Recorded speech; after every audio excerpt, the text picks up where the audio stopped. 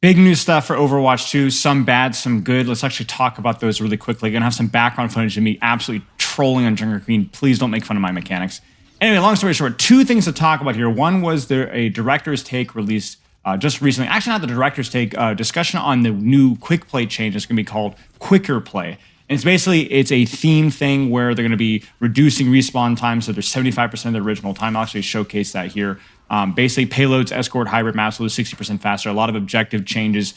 Basically, what you need to know is that this isn't just about the objective changes and the respawn changes.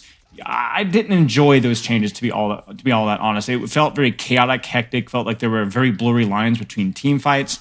And really, the objective specifically was really bad. I think you can argue that respawn times, there's a good side and downsides to it, upsides and downsides rather. I'm not really sure how I feel about that one so much.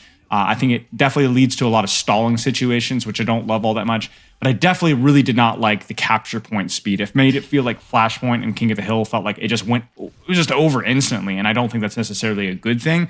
But that's not even the most important thing that was happened here. The really important thing that's changed is that this is experimental mode. This is experimental patch. If you've been following my channel for a while, you're aware of me complaining about experimental patch or lack of it for quite some time and wanting to bring it back in. There's been a lot of complaints about like how do they motivate people to play experimental patch? How do they motivate people to play experimental mode? This is how they do it. It kind of ruins the quick play experience, I'm not going to lie, especially with changes that are this drastic. But this is not a bad sign. This is actually a good thing. Now, whether these are the changes that we want to be tested and whether you like this, at least they're taking risks and they're doing kind of dramatic changes and they're doing it in a safe environment of quick play where it's not going to be ruining rank. Now, I know a lot of you guys are like, well, but quick play is what I play right now, and that's a good argument. I don't really have a good answer for that one. But at the very least, I'm happy to see that this is the coming back of the experimental mode, and that could have really good ramifications for the long term of this game, where they could do a lot of the crazy changes that we've done in our reworks, where they could do a lot of crazy balance tweaks and things that they're not really sure if it's good or it's bad, and they don't have to put it in a live game to find out if it's good or it's bad. I don't trust the devs when it comes to a lot of these decisions.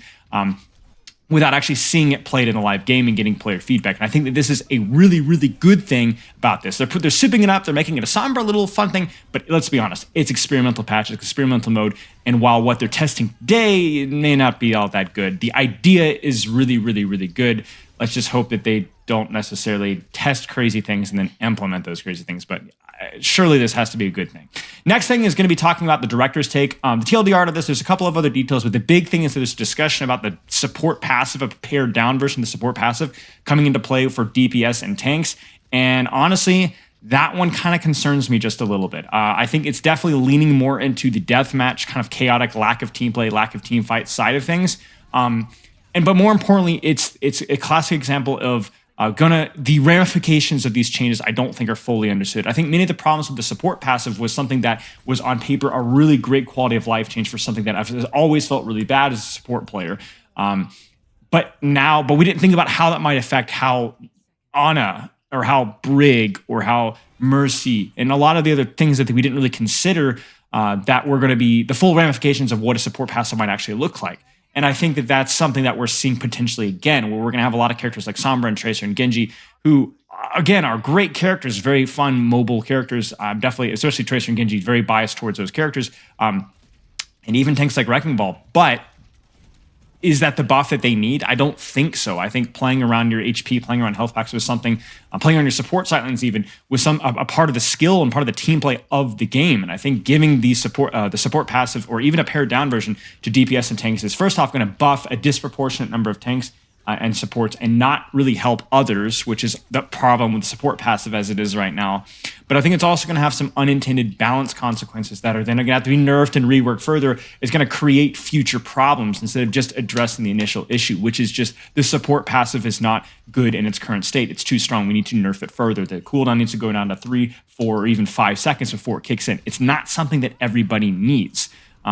Maybe it's something that's worth testing and trying in the experimental mode, but I certainly hope that this is an experimental change and not something that just goes straight to live. But the way it's talked about, I'm not so sure, guys, and I'm a little bit concerned. So as always, I appreciate the development of this game, but I'm a little bit concerned about I'm not concerned with the intention of these changes. I'm concerned with the unintended consequences of these changes, and that's many times what's been biting us right in the cheeks in the last couple of months, but really the last year of Overwatch 2. So mixed news today, good, some bad. I think I'm very excited about this experimental mode in quick play. I don't like this current round, but I'm looking forward to what they're going to be doing with it in the future. But the DPS and tank passive thing, I'm a little bit tricky. We don't necessarily need passives for entire roles in Overwatch 2. In fact, I don't even think the support passive is necessary for some of the support casts. Certainly not its current state. But anyway, that's all I've got. Let me know what you guys think in the comments. I'll chat with you in the next video.